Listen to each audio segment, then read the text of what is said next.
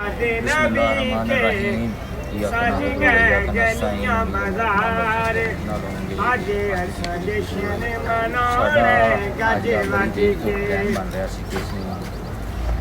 बाहरी शेर का जोड़ा विजिट करना तो हाज़री देनी है तो लोगों को भी दिखाने दरबार के बारे जो मालूमात भी देने वाला अज तुहानूं जिहड़ा ना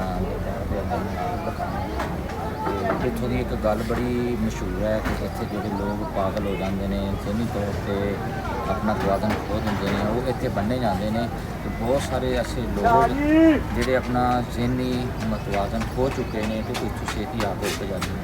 असीं उहदे बारे भी लोगों को थोड़ी बहुत मालूमात लवांगे तो तुहानूं दिखाना अज दरबार शरीफ का जोड़ा हाज़री देने तो दुआ करने चलो करना।